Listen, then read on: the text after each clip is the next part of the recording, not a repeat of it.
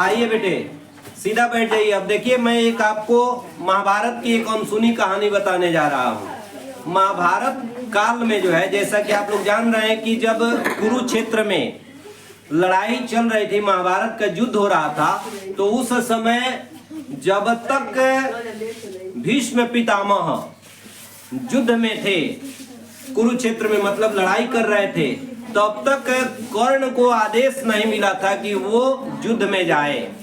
और जैसे ही अर्जुन ने, धनुर्धारी अर्जुन ने क्या किया, अपने भीष्म पितामह को सरसैया पर मतलब बाणों की सेज पर जब सुला दिया, मतलब उनके रोम रोम में, रोआ रोआ में क्या मार दिया, बाण मार दिया, तीर मार दिया, और वो क्या हो गए, सरसैया पर लेट गए।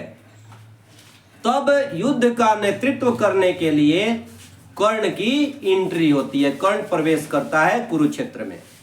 और जब कर्ण आता है बेटे, तो वो एकदम हाहाकार मचा देता है, पांडवों की सेनाओं में एकदम तहलका मचा देता है।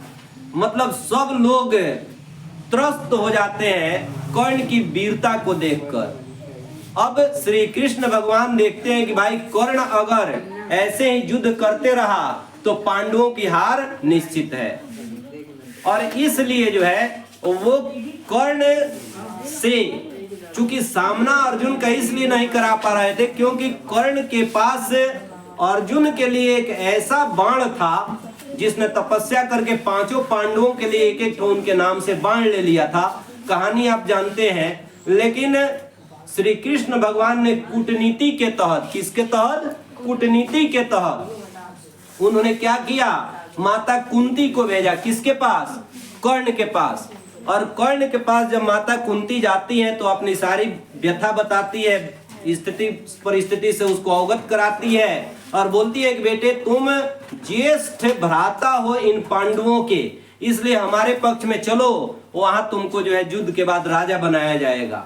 लेकिन कर्ण मित्र के कर्तव्य को निर्वहन करते हुए कहता है कि नहीं माँ, तुम 5 पुत्रों की माँ कहलाते रही हो, पांडवों की माँ कहलाते रही हो, इसलिए मैं तुम्हें वचन देता हूं कि 4 भाइयों को मैं कोई नुकसान नहीं पहुंचाऊंगा, लेकिन अर्जुन को मैं कभी भी नहीं छोड़ूंगा, उसको मारूंगा। और अर्जुन को जब जान से मार दूंगा तो मैं तुम्हारे पास आ जाऊंगा, यानी 5 के 5 तुम्हारे पुत्र जीवित रहेंगे। और अर्जुन अगर मुझे मार दिया, जो संभव नहीं है, करे कि अगर अर्जुन मुझे मार दिया, जो संभव नहीं है, इसको पूर्ण विश्वास था कि अर्जुन मुझे मार नहीं सकता है, तो यदि उसने मुझे मार दिया तो तुम्हारे 5 पुत्र तुम्हें रहेंगे। इस तरह से 5 पांडवों की मां तुम सदैव बनी रहोगी। बेटे इस तरह से जो है कर्ण समझा बुझाकर अपनी मां कुंती को भेज देता है।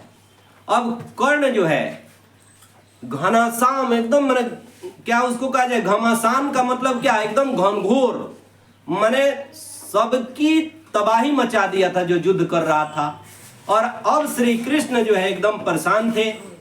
रात्रि विश्राम में शिविर में जब सब लोग पहुंचे तो आज जो है क्या हुआ कि युधिष्ठिर महाराज, देखिए हमने लिखा है कि महाभारत की एक कहानी, अर्जुन ने अपने ही बड़े भाई युधिष्ठिर को जान से मारने का प्रण ले लिया। कैसे, देखिए घटना क्या घटना क्रम जाती है ऐसे कि अर्जुन शिविर में बैठा तो युधिष्ठिर, धर्मराज युधिष्ठिर ने कहा कि अरे अर्जुन, तुम काहे का इतना बड़ा धनुर्धारी अर्जुन कहलाते हो, पूरा भांजते रहते हो कि तुम्हारे जैसा कोई धनुर्धारी योद्धा नहीं है, तुम्हारे गंडीव और जो है तुम्हारे धनुष बाण में बड़ी ताकत है, आखिर यह किस काम का, किस काम का कि तुम जो है क्या एक कर्ण को जो है नहीं मार पा रहे हो।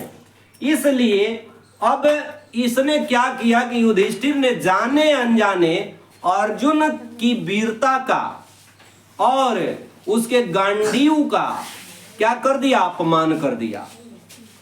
बेटे अर्जुन ने कसम खाई थी अपने जीवन में कि जिस किसी ने भी मेरे गांडीव का अगर अपमान कर देगा मैं उसको जीवित नहीं छोड़ूंगा।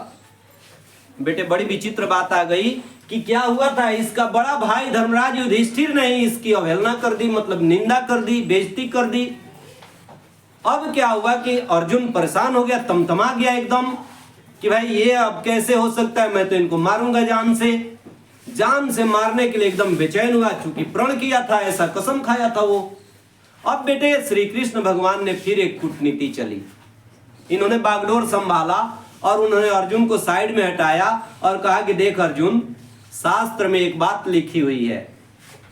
शास्त्र बताते हैं कि बड़ा भाई जो होता है पिता के समान होता है, बड़ा भाई पिता के समान होता है, और अगर पिता की निंदा कर दिया जाए तो वह पिता की मृत्यु के समान हो जाती है बात। यानी अगर तुम धर्मराज युधिष्ठिर की निंदा कर देते हो, उनका अपमान कर देते हो, तो शास्त्र बताते हैं कि बड़ा भाई क्या है, पिता के समान है, वो मृत्यु के समान हो जाएगी उनकी निंदा कर देना। अर्जुन ने कहा कि चलिए सॉल्यूशन तो बढ़िया निकाले। वो आया पुनः शिविर में और बातचीत बढ़ने लगी तो ये भी खूब गरज गरज के जोर जोर से अपमान भरे शब्दों में लगा कहने कि धर्मराज युधिष्ठिर अपने आप को धर्मराज समझते हैं, आप ही के चलते सारा महाभारत हुआ। आप अगर जुआ नहीं खेले होते, द्यूत नहीं खेले होते तो पंचाली को दाव पे नहीं लगाते, हम लोगों को जो है इतने दिनों तक वनवास नहीं भोगना पड़ता। यानी सारा झगड़ा का जड़ तो आप ही है। किसने कहा? अर्जुन ने। किससे? धर्मराज युधिष्ठिर से। और बेटे इस तरह से धर्मराज युधिष्ठिर को अपमानित करके अर्जुन ने जो है अपने भड़ास को निकाला और श्री कृष्ण ने इस चीज का सलूशन निकाल दिया। किसको बचा लिया इन्होंने? धर्मराज युधिष्ठिर को अर्जुन के द्वारा मारे जाने से बचा लिया। अब बेटे धर्मराज युधिष्ठिर को इस बात का बड़ा गम सताने लगा। धर्मराज युधिष्ठिर अब शिविर से बाहर निकल जाते हैं और बड़े उदास हो जाते हैं वो कि मेरा अपमान कर दिया मेरा छोटा भाई। और इधर अर्जुन भी बड़ा अपने आप को गिल्टी, मतलब क्या दोषी महसूस कर रहा था कि मैंने कितना बड़ा पाप कर दिया कि अपने धर्मराज बड़े भैया युधिष्ठिर का जो है क्या कर दिया, अपमान कर दिया। उसने कहा कि मुझे जीवित रहने का कोई अधिकार नहीं है। क्या? जीवित रहने का मुझे कोई हक नहीं है अब, क्योंकि मैंने अपने बड़े भैया का अपमान कर दिया और बड़ा भाई पिता के समान होता है, इसलिए अब मैं ही मर जाना चाहता हूँ। चिता सजवा दिया। अर्जुन बात बात पे चिता सजवा देता था, बड़ा दृढ़ संकल्पी था। चिता सजवाया और कहा कि मैं इसमें अपने शरीर को अग्निदाह कर लेता हूँ, मर जाता हूँ मैं, मुझे जिंदा रहने की कोई जो है आवश्यकता नहीं है।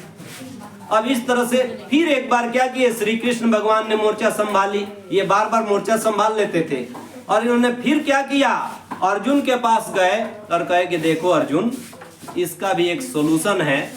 गीता में या शास्त्र ये बताते हैं, शास्त्र में इस चीज की जो है चर्चा आई है कि अगर कोई इंसान, कोई मनुष्य अपनी प्रशंसा स्वयं से करे, माने अपने मुंह या मिट्ठू बने अगर कोई इंसान, तो मृत्यु के समान है। इसलिए है अर्जुन, तुम अपनी प्रशंसा स्वयं कर लो, समझ जाओ कि तुम्हारी मृत्यु हो गई। क्योंकि बड़े लोग जो होते हैं क्या, ये रहीम कभी भी बेटे कहे हैं कि बड़े बड़ाई न करे, बड़े न बोले बोल। बड़े बड़ाई न करे, बड़े न बोले बोल। रहीमन कह रहे कि रहीमन हीरा कब कहे, लाख टका मोल। यानी हीरा कभी भी यह नहीं बताता है कि मैं इतनी कीमती चीज हूं। इसी तरह से बड़े लोग जो है अपनी बड़ाई नहीं करते हैं। क्योंकि कबीरदास को मैंने पढ़ाया है आप लोगों को। कबीरदास एक ऐसे कैरेक्टर थे जो अपने समय में क्या कर दिए थे, तहलका मचा दिए थे एकदम।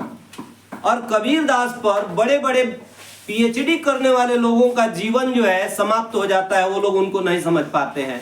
लेकिन कबीरदास ने अपने बारे में क्या कहा कि मसी कागज छुयो नहीं, कलम गयो न हाथ। उन्होंने भी अपनी प्रशंसा स्वयं नहीं की। उन्होंने कहा कि मैं कहाँ पढ़ा लिखा हूँ, मैं कहाँ बड़ा इंसान हूँ।